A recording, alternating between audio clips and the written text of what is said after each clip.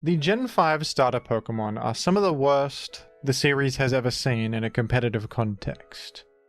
In the Gen 5 games, none of these starter Pokemon were very good at all.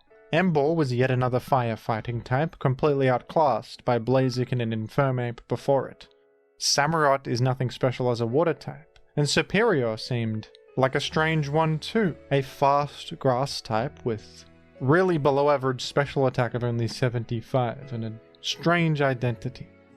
Emboar and Samurott would unfortunately remain undesirable in future games, fading into obscurity. But the Pokemon gods had different plans for Serperior, who in the very next game received one of the biggest buffs any Pokemon has ever gotten. Serperior received a new hidden ability, Contrary. Contrary is an ability that inverts stat stage changes, so if you were supposed to lose stats, you will gain them instead, and vice versa. This was the only thing that changed about Serperior, but this one change was enough to shoot this Pokemon like a rocket ship from the depths of NU all the way up to OU viability. That's how good this ability was. You see, Serperior has access to the move Leaf Storm, which is a powerful move, but it comes with a significant drawback. Leaf Storm has 130 base power, but after it's used, you lose 2 stages of special attack. You receive -2 special attack. But with Contrary, this is inverted. So you use Leaf Storm, and you get a special attack boost as Serperior. Even if the special attack nerf was removed from this move, and it was just a 130 power grass type attack, that would be a massive buff. But they went even further here, and using Leaf Storm basically gives you a free nasty plot boost on top of this massive base power stab attack. So even though Serperior's stats are really lacking, this is such a powerful move with Contrary that Serperior became incredible in Generation 6. And everybody knows this. Everybody knows that Serperior was an OU level threat in Gen 6. But you might not realize just how good it is and it continues to be, because the Gen 6 metagame today is very different to how it was in the beginning. In the early days of Gen 6 OU, Talonflame was extremely common, the all-new and exciting flying type with the powerful ability Gale Wings, granting priority to all flying type attacks. You would see this guy everywhere, but in more recent years people have realized that Talonflame is actually not the most consistent offensive Pokemon in the world. In fact, it's rarely seen in high-level Gen 6 play these days. And you'd think maybe Serperior would suffer from something similar. Overhyped in the beginning, popular in the beginning, but fading out later on as people realized actually this isn't as good as we thought. But no, for Serperior it's the opposite. This guy is only getting more common, more popular, and more dominant as the years go by. In fact, Serperior has shot up significantly in the official viability rankings, which were updated recently. And much to my surprise, on the 3rd of May, Serperior became the number 3 Pokemon in the entire metagame. I'm sure most of you would not expect Serperior to be ranked above Clefable and Landorus-Therian, or even powerful Megas like Mega Diancie and Lopunny, but it is. Serperior is in the S tier alongside Excadrill, with the only Pokemon beating these two being Mega Metagross. In this year's Smogon Premier League, a high-level tournament, not only is it ranked higher on the viability ranking, it's being used more often than Clefable, Landorus-Therian, Garchomp, even Mega Metagross. Serperior is insanely common, with a 31.25% usage rate, and even a 53% win rate, a positive win rate for this Pokemon that is so highly used. Now, I think this is kind of interesting, because on the surface this almost seems like a Pokemon that would be great in an early metagame because of its straightforward offensive power. You know, you just spam Leaf Storm and get boosts and keep clicking it, right? But over time, wouldn't people adapt to that? Wouldn't they realize that this is kind of one-dimensional? You just click in one move, aren't you? There's types that can counter that, Pokemon that can counter that.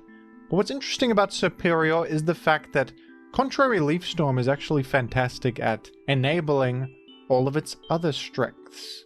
And the threat of this incredibly powerful self-snowballing Leaf Storm is actually really good at creating awkward situations for the enemy that prevent them from being able to beat Serperior consistently. It's a tough Pokemon to deal with. Now, one of the obvious tools Serperior can use to enhance itself is Hidden Power, a common way to supplement coverage on Pokemon that lack good offensive options. Serperior has 2 main choices it commonly runs for hidden power coverage, and these are Hidden Power Rock and Hidden Power Fire. Hidden Power Rock is a great choice because it hits a lot of things that resist grass, like fire and flying types. One of the key targets you want to hit is Volcarona, who might be trying to come in on a Leaf Storm and get destroyed by a subsequent Hidden Power Rock. Some other targets include Tornadus-Therian, Zapdos, and Mega Charizard. Conveniently, Serperior has above average speed with its base 113, outrunning many of these Pokemon. Hidden Power Fire is the other option to hit Steel types and other defensive switch-ins. Most common one is Ferrothorn to super effectively threaten. But there's more that Serperior can do to switch-ins than just hidden power coverage, because if it was just that, Serperior could be walled, it could be dealt with, but I think the thing that really brings Serperior together is the move Glare. This is a really powerful move. This is a paralysis-inflicting move, but what's incredible about Glare is that unlike Thunder Wave, it is able to hit ground types. Not many Pokemon get Glare. The most commonly distributed paralysis-inflicting move is Thunder Wave, and it's interesting because in Gen 6 they actually nerfed Thunder Wave to be less accurate, but Glare still has 100 accuracy. So Glare is incredible at punishing incoming switches. The only things that can safely come in on Glare and not get paralyzed are electric types, but the most common electric type Rotom Wash is getting one-shot by Leaf Storm and letting you snowball with special attacks, so Glare is outstanding. In fact, getting Glare parried is sometimes more of a concern than getting Leaf Stormed. So Serperior is great at forcing things out with the threat of Leaf Storm, but then just paralyzing everything. And it can do even more than that. Serperior has Knock Off, a straightforward item removal utility move. It's not used for its damage, just for its item removal effect. Can be a fantastic option to get rid of a key item on like a Ferrothorn coming in or something, or a Clefable. And Serperior can also use the Substitute Leech Seed combo if it wants. Another great way to be annoying and be so difficult to switch in against. Some Pokemon are immune to this, like Clefable is immune to Leech Seed damage, and Grass types are immune, but if you sub and they go to a Pokemon like that, they're probably going to get overwhelmed by the Leaf Storm. Clefable can't exactly stay against a Serperior Leaf Storming repeatedly and growing in power, can it? Same deal with like a Tangrowth or an Amoonguss. Eventually you're going to get broken through by +2 hidden power fires. Something else people have started to do on Serperior that I think is pretty cool is run Rocky Helmet on it, which might look weird on what you would think of as an offensive Pokemon, but Serperior often comes in on a lot of contact hits, and this chip damage helps it squeeze a little bit more value out of the interaction. It's commonly getting hit with a Rapid Spin by Excadrill, or U-turns here and there, even Seismic Toss from Chansey or Blissey. And that's a really punishing one, because they'll take a percentage of their health, which is a high amount of damage to take, since they have such high HP. Another set on Serperior that I think is kind of cool is this one, Bulky Serperior with a bit more HP and defense, and the Resto Chesto combo. Rest will fully heal you and put you to sleep, and Chesto Berry will cure the sleep, so you get one full heal to use. And that can be massive on Serperior, especially a more defensively oriented Serperior set. It gives you the luxury of taking status moves because you can rest them off later, and it just gives you more longevity to para more stuff and get more out of this incredibly high value Pokemon over the course of the game. I remember in the early days of Gen 6 seeing a lot of Choice Scarf and Choice Specs Serperior really focusing on the Leaf Storm spam aspect of it, but as time has gone on, people realize that Serperior is more of a utility Pokemon enhanced by its big offensive trump card of the Leaf Storm, which it uses as an enabler to get paralysis in the books and get knockoff here and there, and even Rocky Helmet chip. You could even compare Serperior to something like Great Tusk. It has a lot of utility and a lot of offensive output, and it kind of uses the offensive output to get more from its utility options. It's a mix of both. Not to mention Monograss typing is decent defensively, with plenty of water type and electric type threats in this metagame. And the speed tier Serperior's at is also so convenient. You're outrunning Landorus-Therian, you're outrunning Garchomp even. You outrun Keldeo, Manaphy, those problematic water types, Rotom Wash as well. And you threaten them all with a big Leaf Storm. It's huge neutral damage against a lot of common defensive Pokemon, like even Excadrill or Clefable. They're taking neutral damage from Leaf Storm, but they can't survive the snowball. And the things that can come in get glared or knocked off or something.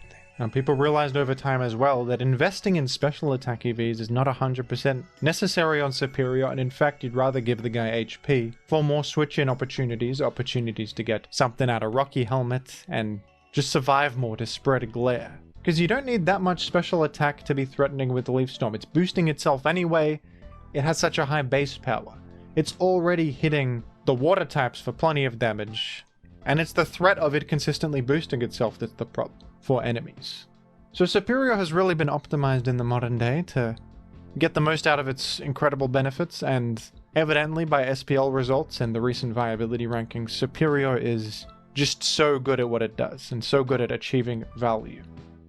Another little added bonus to why having Serperior on a team is nice is that it can be a form of insurance against Sticky Web. Sticky Web is a newly introduced hazard in Gen 6 that lowers the enemy's speed on switch-in. So if you have Sticky Web on your side of the field, everything's going to get its speed nerfed on the way in, but Serperior's got a contrary, so you get actually +1 speed if you bring Serperior in on Sticky Web. You can turn the tables on them and in fact become more powerful than ever. There's also the interaction with Defog, where Serperior coming in on Defog gains an evasion boost. Defog usually lowers the enemy's evasion, but this is inverted and Serperior gains evasion. This can sometimes be a cheesy out to just dodge stuff and win with that extra evasion chance. It's a small benefit to Serperior Contrary, but sometimes it comes up and sometimes it can win you a game. This is a rare way to achieve an evasion boost in competitive singles legally. It does require the opponent to give you the evasion boost, so I suppose that's the difference, but still, this is a way to do something that's usually illegal. And I haven't even mentioned yet that Serperior is also a really good screen setter with Light Screen and Reflect, because it's threatening all this stuff. It's threatening the Leaf Storm, Snowball, it's threatening Glare, Knockoff. So while they're switching around thinking they're about to be killed, you can go ahead and get Light Screen and Reflect up, and with Light Clay that boosts the amount of turns, and this enhances offensive strategies like a Volcarona or other boost sweepers you have in the back. In fact, it's pretty good for the Serperior itself sometimes. You can just click Leaf Storm to its heart's content. And Taunt is another utility option that is great on other sets too. Even the normal Rocky Helmet utility Serperior can use this, but here it's excellent. And I mean, you can run Glare here as well. You can run so many different mix and matchable utility options on this Pokemon. It's crazy. And the fact that it has dual screeds as well is icing on the cake. Why don't we see firsthand the metagame impact of Serperior in this battle between Poik and Vileman for SPL, with both players having a Serperior on the team, but they're both running different ones. Because if Vileman is running a very aggressive team and the Serperior on that team is actually dual screens to support the Volcarona and the Manaphy and the Bishop, the boost sweepers. Whereas Poik is running a more balanced team with a more utility Serperior. Both players lead with Serperior. My goodness. And Vileman's Serperior gets the early Reflect up to support the aggression of Volcarona. And in an outstanding turn 2, Scizor has been burned by Flame Body. But Talonflame is being used as a Volcarona check here. I said in the intro that Talonflame's not that common anymore. This was actually one of 3 Talonflames used in the whole event. So it is a niche pick, actually. There's 3 times Talonflame was used in all of SPL. Doing a great job here, burning incoming Landorus. It was a very forward-thinking move. That brought Poik back into the conversation. That was a huge one. Burning Landorus is massive. And this is the problem with Talonflame. Taking massive damage from Stealth Rock. Gonna have to use a precious turn roosting back up, and you're going to lose all that health again if you switch back in, unless Excadrill can rapid spin. So that's tough. But you taunt the Manaphy and deny the Tail Glow. That's massive. And you're bringing in Weavile on a Psychic. Why did Manaphy click Psychic? I'm not sure, actually.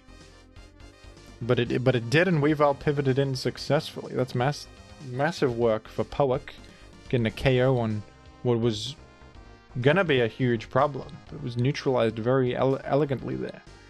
Here's Excadrill on Bishop and wary of a Sucker Punch.